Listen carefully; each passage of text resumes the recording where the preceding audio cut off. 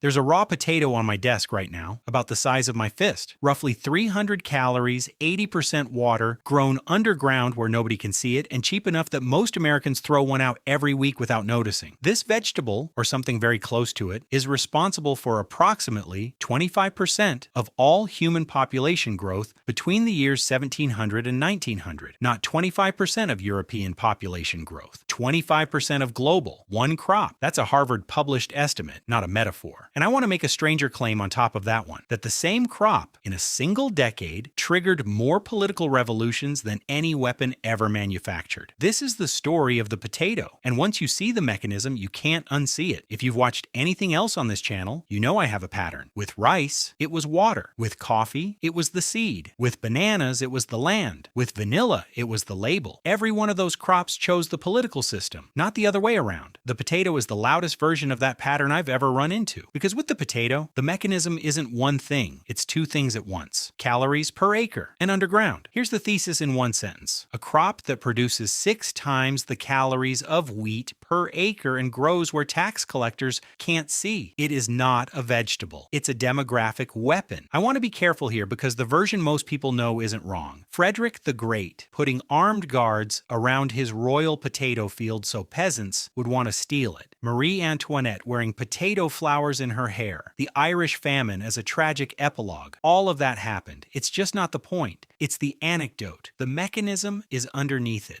Literally. So let's do the raw arithmetic. 1 acre of wheat using the best 18th century agricultural methods feeds roughly 2 adults for a year. 1 acre of potatoes using the same century's methods feeds roughly 10. That's a 5 to 6-fold jump in calories per acre, and that ratio holds, with some regional variance, across the entire 18th and 19th centuries. Think about what that means for a village. The land your grandfather scratched a living out of, feeding 4 people, suddenly feeds 20. The children who would have died in their first winter don't. The extra sons don't have to leave. The daughters don't have to be married off to reduce the number of mouths at the table. And then those children have children. And the same land still growing potatoes still feeds all of them. This isn't just a jump in yield, it's a jump in yield that compounds, because the surplus mouths that get fed are the ones that produce the next generation of surplus mouths, all still eating potatoes. In 2011, 2 economists, Nathan Nunn and Nancy Chien, published a paper in the Quarterly Journal of Economics that ran the natural experiment. They compared regions across the old world that were biologically suited to potato cultivation with regions that weren't, controlling for basically every other variable you can think of. Their conclusion was that the introduction of the potato is responsible for about a quarter of the growth in old world population and urbanization between 1700 and 1900, a quarter. One crop, one variable, roughly 300 million additional people who existed because that crop existed. Here's the framing I keep coming back to. Weapons have a ceiling on how many people they can kill. This crop had no ceiling on how many people it could create. That's the asymmetry the whole video is about, and it's only half of the mechanism. Because calories per acre is only half of it. Wheat also gets more efficient over time. Rice does too. That alone doesn't explain the political payload. The potato's second property is the one that actually made it dangerous. Wheat grows above ground. It has to be threshed. It has to be milled. It has to be baked. Every one of those steps happens somewhere visible. In a mill, at an oven, on a road, somewhere a state can measure, tax, or block. Potatoes grow underground. They can be pulled out of the earth one meal at a time. They require no processing. You boil them in the pot you already own. You can bury a year's worth of them in a hole in your yard and dig them up when the tax collector leaves. Here's the part nobody wants to say out loud. Every historical account of the potato mentions in passing that it grew underground, as if that were a horticultural detail. It isn't. It's the entire political payload. A crop that can be hidden from the state is a crop that will be hidden from the state. And a peasantry that can hide its calories from the state stops, depending on the state, for permission to be alive. If you map the potato spread through Prussia and later through Russia, it tracks almost exactly onto the regions where roving armies had for centuries marched in and confiscated above ground grain. The peasants weren't stupid. They chose the crop that couldn't be taken from them. them. Which brings us to three cases. Start with Prussia. Frederick the Great's propaganda campaign, the guarded royal potato field, the peasants sneaking in at night, is the story everyone knows, and it happened. But reframe what he was actually doing. He wasn't just tricking peasants into food security, he was building the caloric infrastructure for the army that eventually beat Napoleon at Leipzig in 1813. Prussian soldiers marched further on potatoes than French troops could on bread rations. And that isn't a metaphor, it's logistics. The first ruler to adopt the potato at scale used it to build a military machine. So the argument isn't clean. Autocrats can weaponize the potato for the state. This is the case that complicates the story, and I want to name that openly. The mechanism doesn't only run one direction. Sometimes it fuels the empire. Sometimes it dissolves it. Which brings us to the year the mechanism turned. 1845. A microorganism called Phytophthora infestans arrives in Europe on a ship from the Americas. It's a water mold. It rots potatoes in the ground and it moves faster than any farmer can respond to. It hits Ireland first and worst. 80% of the Irish caloric intake at that point was potatoes, from a single genetic variety. That story you know. Here's the part that gets left out of the version most people hear. The blight didn't stop at the Irish Sea. It hit Belgium. It hit the Netherlands. It hit Prussia, France, the German states. Not with famine on the Irish scale, but with a broad-based food price shock across a continent whose entire working class demography had been built on the potato over the previous century. 1846, 1847. Food riots break out across the German states. Bread prices double. Peasant grievances that had been dormant for a generation surface in weeks. 1848. In a single year, uprisings and revolutions break out in more than 50 European countries and territories. France establishes the Second Republic. Austria abolishes serfdom. The German states hold their first parliament. Denmark's absolute monarchy ends. Nobody sent an order. There was no coordinated conspiracy. The crop that had built the working class across half a continent failed at the same time, and the population it had created had nowhere for its grievance to go. That's what 1848 was. It was the potato's shadow. And to put a number on it, no war in the 19th century, not Napoleon's, not the Crimean, not the Franco-Prussian, triggered political change in more countries in a single year than the potato blight did in 1848. And then there's Russia, which is the delayed fuse. Russia resisted potato adoption for a century longer than Western Europe. In the 1830s and 40s, there were actual peasant revolts. Historians literally call them the potato riots, against forced government adoption. When Russia finally converted at scale in the second half of the 19th century, the same demographic mechanism engaged, just delayed by 3 or 4 generations. The Russian population roughly doubled between 1860 and 1914. By 1917, an industrial revolution's worth of workers was concentrated in the cities, fed on a diet in which potato-based staples were now baseline, and running into a war-collapsed distribution system. The mechanism was the same one that had detonated in 1848. The population that a food creates outlasts the food that created it. I'm not going to overclaim here. The Russian Revolution had 100 causes, but the mass of people it needed to happen was built partly on the same crop. The mechanism just took longer to arrive. So let's actually do the arithmetic the title promised. Weapons subtract people? That's what they do. It's the definition. The deadliest weapon of the 19th century, the breech-loading rifle, killed something in the low millions across every war it appeared in. Artillery, maybe more. The Napoleonic Wars, all of them combined, killed somewhere between 3 and 6 million people over 20 years. The potato in the same century is responsible on Nunn and Chien's math for roughly 300 million additional people who existed only because it existed, not shifted, not moved, additional. The comparison isn't even close, and of those additional people, an unquantifiable number went on to be the crowds in the streets in 1848, the peasants who marched on Berlin, the workers who took Paris, the Irish who left for America, in a wave so large it changed the demographics of 2 continents. That is the second half of the arithmetic, not just the population created, the political consequences created by the population. Every weapon in history has an upper bound on how many people it can kill. This crop has no upper bound on how many people it can create, and every one of those people has to eat, and has to work, and eventually has an opinion about about who gets to govern them. So there's the potato on my desk, about the size of my fist, roughly 300 calories, about the same monetary value as a text message. It's a russet, so it's descended by way of Idaho, by way of Ireland, by way of Peru. A supply chain I could probably trace back, with enough patience, to a specific mountain in the Andes. But that's the small version of the answer. The larger version is that this vegetable is the reason there are 8 billion of us. Not the only reason, but the largest single reason attributable to one crop. Every conversation about how we got to modern civilization, the Industrial Revolution, urbanization, mass democracy, mass migration, the modern state itself, routes through this piece of food. And the routing is usually invisible. When people talk about what changed the modern world, they usually name empires or wars or ideas. This channel is basically a running argument that food does most of the work and gets none of the credit. The potato is the clearest version of that argument I've ever run into. I'm not telling you the potato caused every revolution. I'm telling you that the population that revolted, in most of them, existed because of the potato. That's a smaller claim, and it's the one I can actually defend. The larger claim in the title is the mood. The math I just gave you is the substance. I pull apart something else from everyone's kitchen every week. If this one stuck with you, I'll see you in the next one.